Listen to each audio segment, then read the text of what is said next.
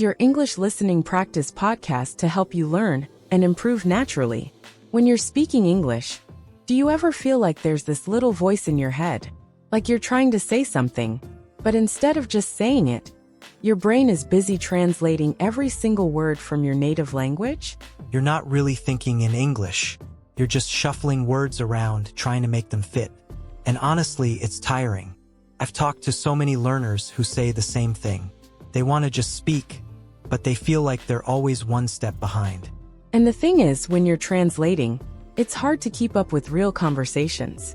Someone says something, and by the time you've processed it, they're already 3 sentences ahead. It's like trying to run a race with weights on your feet. But it doesn't have to be that way. You can train your brain to think in English, and it doesn't have to feel like hard work. In fact, it can actually be kind of fun. I'm Emily, by the way. And I'm John. This is Quick English Fix, your cozy, no-pressure space to learn English naturally. Whether you're relaxing on the couch, sipping tea, or just hanging out. And today, we're talking about how to stop translating in your head and start thinking in English.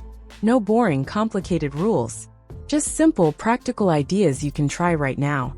Then let's get started. Okay, before we get into how to stop translating, let's talk about why it's even a problem in the first place. Why is it bad to translate in your head?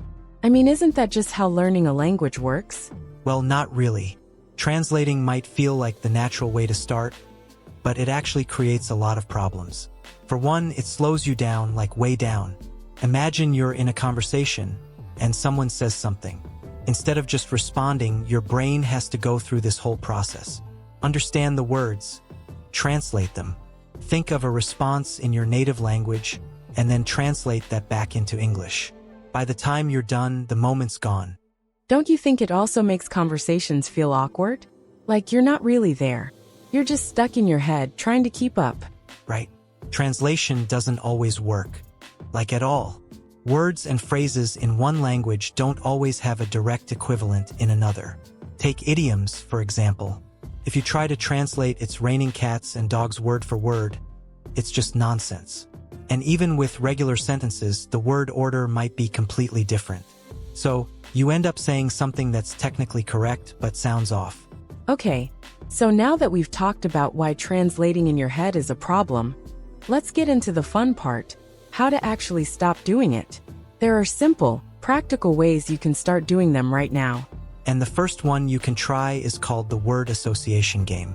It's a mental exercise to train your brain to think in English without translating. Here's how it works. You pick a word, any word, and then you force yourself to think of related words in English. No translating allowed. For example, if you think of apple, you might come up with fruit, red, juicy, tree, and so on. The goal is to keep the chain going without switching back to your native language. Okay, let's try it. You pick a word, and I'll go first. All right, how about coffee? Go. Hot morning caffeine mug espresso. Your turn. Okay. Black, beans, brew, energy, latte. See how it works? You're just connecting words directly in English, no translating involved. Exactly. And the more you do this, the faster your brain gets at thinking in English. Now it's your turn to try. Pause for a second and pick a word, any word, and see how many related words you can think of in English.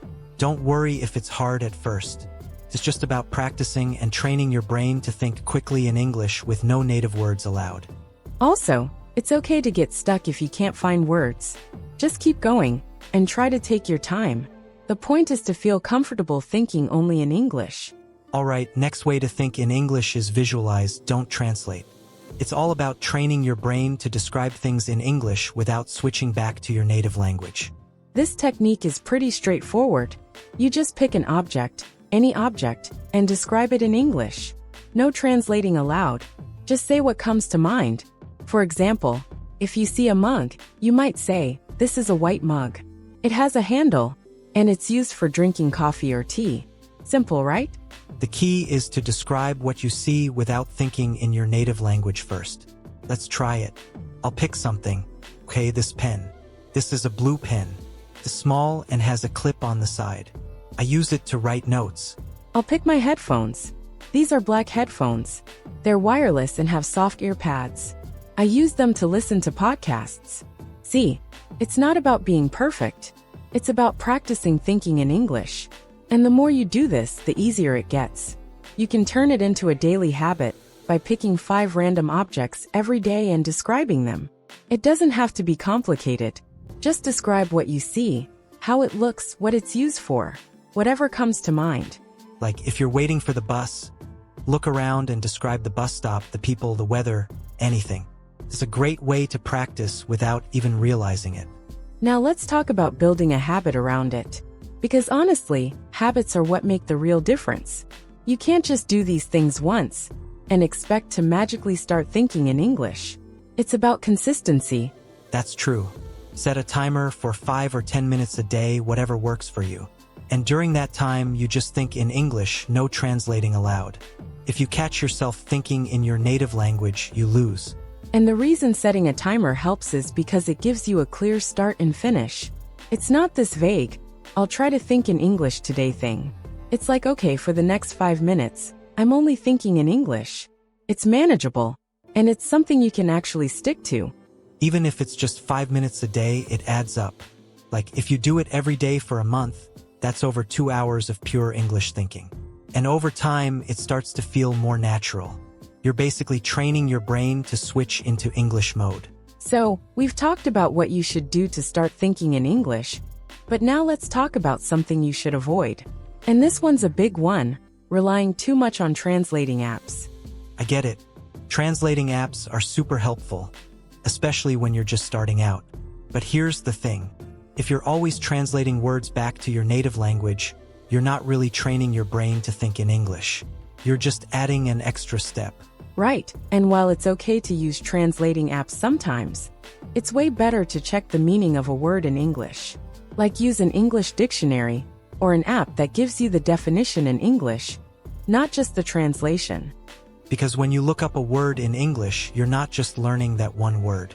You're also learning synonyms, opposites, and how to use it in a sentence. It's like getting a whole package instead of just one piece. Yeah, and it helps you think in English too. Instead of going, this word means this in my language, you're learning to understand it in English.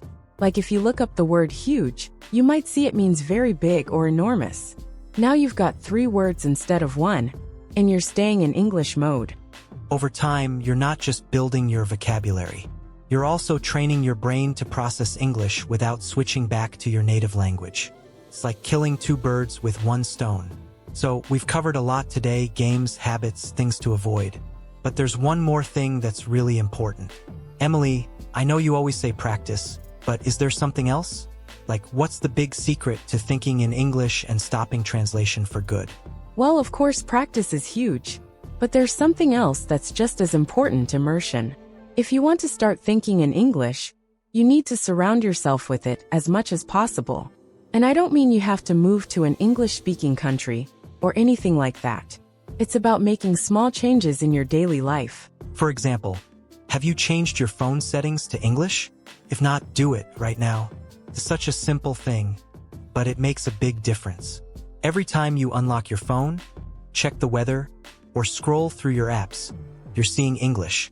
Think about all the little things you do every day. Like, when you're looking up a recipe online, try searching for it in English.